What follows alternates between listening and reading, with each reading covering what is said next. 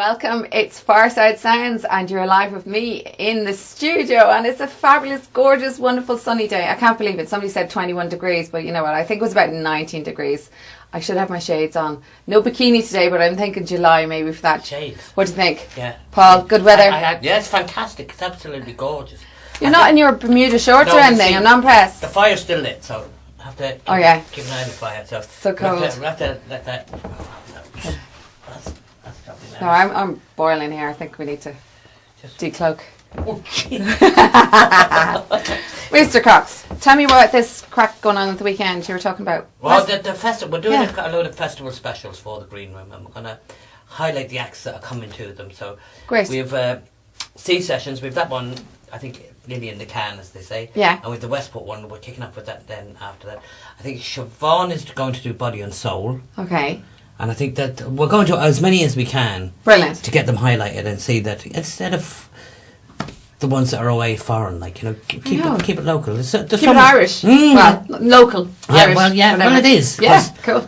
You know, Ireland's so small, everybody knows everybody. Yeah, and you know what? It's a great scene at the moment, isn't there? Yeah. For the summer. If we've weather like today, Paul, my God, what kind of summer we're going to have? It's going to be It would just awesome. make such a difference, you know, to the festivals, and people would go. Are you going to be drumming?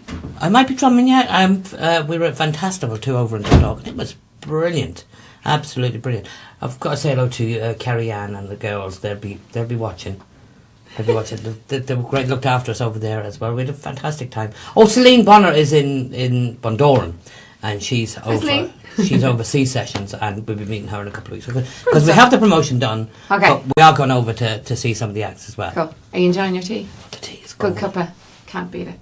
Cup of tea. I have to say, come here. I want to give a mention out because I found out about this amazing group of young people that are doing gigs and busking in Dublin at the weekend, and I have to say they are just superb, and they're doing it for Teen Line. Will I tell you this, Paul? They're going out every single weekend and they are raising funds, and they're out in Tampa Bar, and you know, last weekend they wore onesies and they were busking, and I have to say you're brave, which is kudos to you. But they're great musicians and artists now. Luke Clerkin is the guy behind this. He's written a song. It's a single for Teen Line, and it's actually for suicide awareness, which is fantastic. So he's a bit of a groundbreaker. He's not just a bit, he's an amazing groundbreaker. And I have to say, I think it's very important we get the message out there that, you know, mental health is very important, but, you know, you need help. If you need it, you talk to people, and Teen Line is one of those that you can go to. And they're manned by 60 or 70 volunteers in Tala.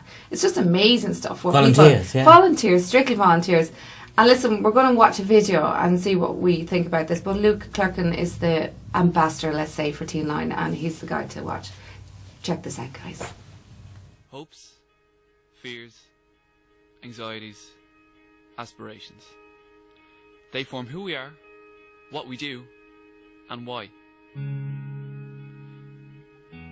They're the reason why we get up in the morning. But they also have the potential to get us down.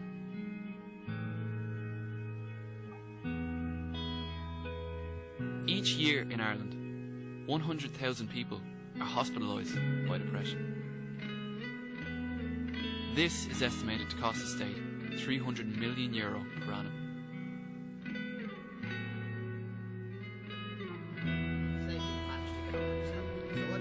What's the plan now for myself? Well, I'd honestly,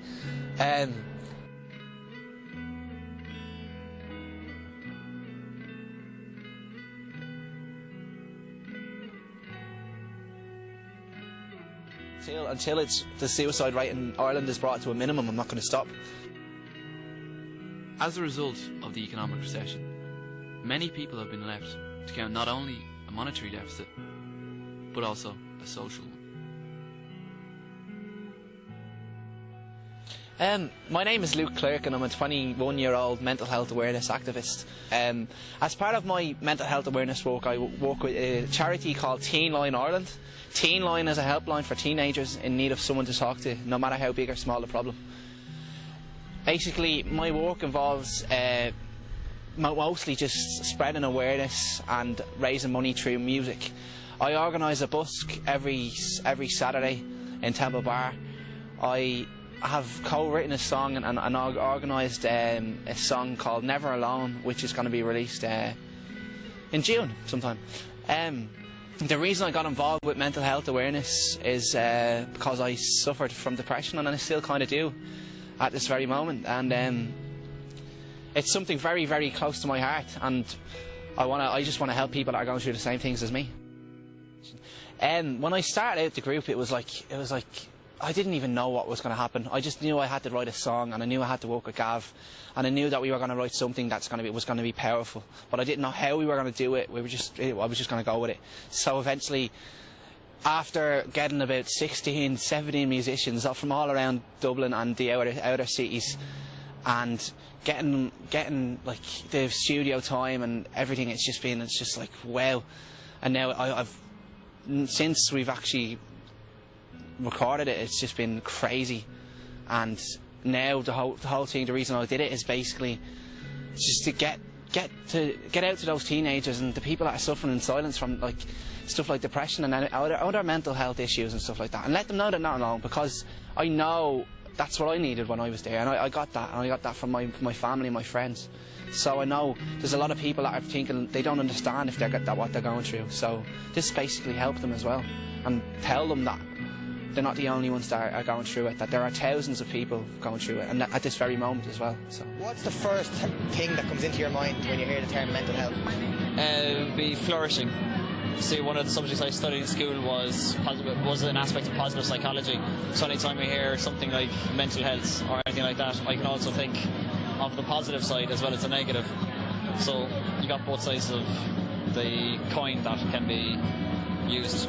So you'd have someone who would be, as if your mental health generally would be the depression, the anxiety and feeling down and all that sort of stuff. But you also have the opposite side, where you've got someone who's past that, who's flourishing, who's excelling what they're doing, knows how to be happy and can maintain it. Being happy isn't easy, or like that's what the book was about anyway. It's not easy being happy. It takes a lot of work, a lot of time and energy. And you just need to find your time and energy and how to get that across and teach yourself how to do it. At the start, to be honest, it was like I was really confident and enthusiastic, but I didn't know what was going. As I said, I didn't really know what was going to happen. Really, like, you know, it was just a bit mad how it all just kind of erupted. It erupted from myself playing an acoustic guitar one day after work, sitting on my computer, to having one of the cellists out of the RTE Symphony Orchestra coming into the studio. So it came in. It's erupted, man. Like, you know what I mean? It's crazy. I think about a lot of people who lost their jobs recently, who are struggling with that situation day to day, getting up and having a bit of purpose in their lives, and about how difficult it seems to be to get the help you need. So that's what I think about. Music was something that changed my life. So I know the power of it can change others. So I know there's artists out there that need this kind of encouragement, and I think I can give it to them. And I think this is the best way of doing it. Music management. Community.